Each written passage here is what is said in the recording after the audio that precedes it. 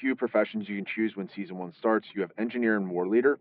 Again, I'm just going to brief touch on this. There really is there's no photos or anything I can show you. There is a website where you can look all this up, and you can see what the professions are and the benefits of everything. So I'm going to try to keep these short. Once we go into Season 1, I'm going to go over the trees that I talked about. But just to give you a general perspective. So again, same thing as Engineer. You can reset your skills at level for $5, all the skills you do. The next thing is if you want to reset a different profession while you're in Season 1, it's going to cost you about $50. Again, it's kind of expensive, so really just choose what you want to do. I would say if you, again, watch my Engineer video, which I briefly go over everything.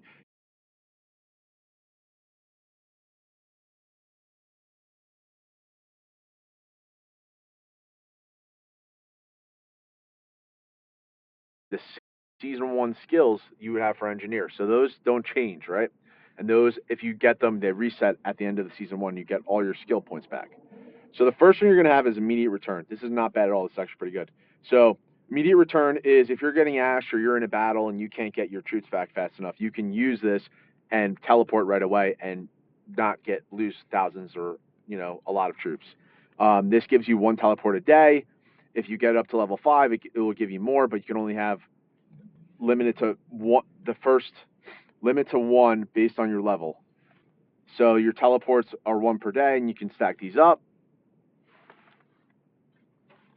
And then unit mobilization. If you're probably a bigger player, you're using these, and you're already, your drill grounds are already good, and you're able to catch up for versus and capital, then I wouldn't necessarily say you have to push crazy for this.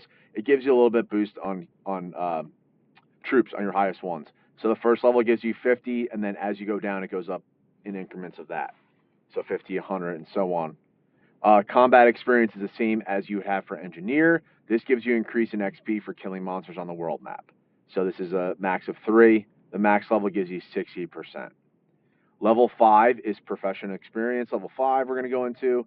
So your drill grounds, this is pretty good. Drill grounds capacity. So if you're maxed out here, it will give you level 1 is 2, level 2 is 4, level 3 is 6, and then so on and so forth to level 5. So it'd be 10% increase. So if you're maxed out here, it's not a bad idea. Then you have a max of level 5 for hospital prep. This is exactly what it says. It increases your hospital capacity. So level 1 is 2. It goes in by 2%. So obviously at 5, you'd be at 10%. Just increases that. Building inspiration, the same thing as Engineer.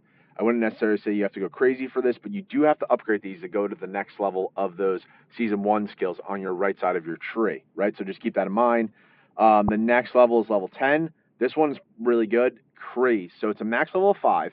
All this is increased damage during your War Fever state, right? So when you go in War Fever, if you have this max out at level 5, you're going to get a 5% increase on all your stats for what it applies for. So this is pretty good. This is one of the most common ones that a lot of people push. Urgent care, this isn't bad either. Again, I want to go crazy for it, but it is pretty good. So this instantly heals all wounded units in the hospital currently being treated. So it's up to 1,000 for level 1, and there's a 72-hour cooldown on this, right?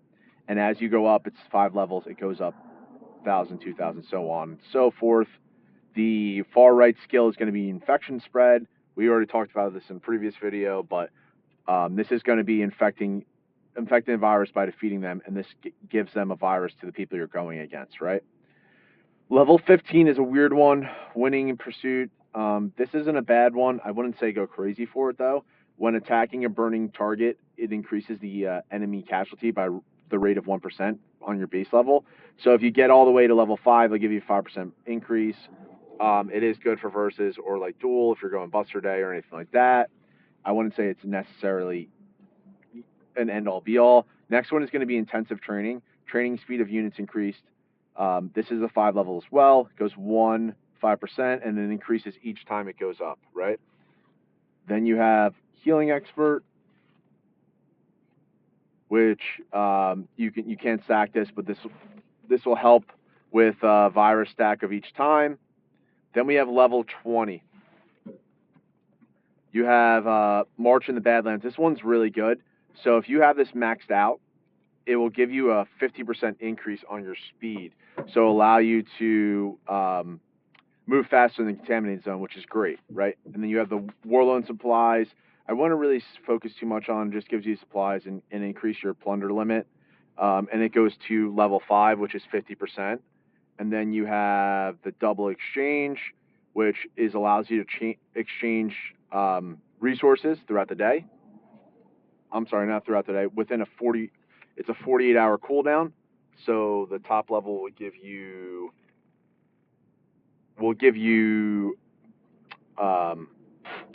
increase each time. So it's level 1 is 5,000, level 2 is 15, level 3 is 25,000. That's the max of it. So you'll be able to exchange that stuff. Level 25 is Inspire. This is a huge one. If you get here fast, or you have some skill points, I would say max this out. This makes a huge difference in your morale for your troops, which is going to boost it, which we know is huge. So at level 3, it's 6%, which is a huge thing. The speed up reinforcement, which is going to be your middle one for level 25, it's good. Like I said, it's not an end-all be-all. When reinforcing allies, the march speed increases. So if you need to get there faster, it's a total of 5 levels. So level 1 is 10, and it goes up by 10 each time. Then we have level 30. This is a team strike. When participating in initiating rallies, the boost of damage for all squads and rallies. This is pretty good. If you have a rally leader for Doom Elite or anything like that, and you're joining them, if they have this maxed out, it's going to give you a 5% increase on everyone that is initially in there, and it gives you a boost for all squads, right? So it's not bad. The disguise, again, not really that big. I think it's kind of, if you're already going this and you're a whale, I think they're going to notice when you're not there, but all this is you enter disguise in the state, hides your information, does not appear in enemy battle reports. This lasts for 30 minutes, cooldown of 2 days, right? It's only 1 level. I think you can use your stuff otherwise in different places. And then for level 30, for your right, green is going to be Poison Trial. Raise the limit of your virus stacks.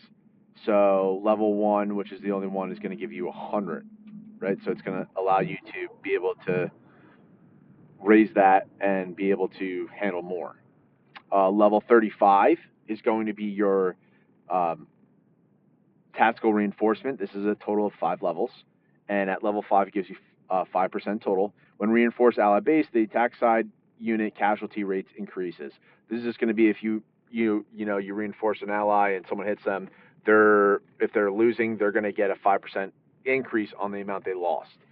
So that's not bad at all. The reinforced strengthen. So when reinforcing an ally, all defensive team heroes attacks and HP increase. These are not stackable, and if you have this maxed out, it's a 5% increase. So this is at level 35. And then you have professional insights. This is your green one that increases. Use a 2%, gain 2% on your current levels of profession XP up to 20,000. There is a cooldown of 24 hours, but this is at level 5 is 10%. Your next and capped out here is going to be your DK Ray. When attacking enemy base, a certain portion of your serious injured units will be disregarded. These units increase by 1, and it will give you 1,000, which is 1 time you can do it. Change banner. Use this setup and change banner increases the attack of allies who are within the range of the 2%, lasting longer than 30 minutes.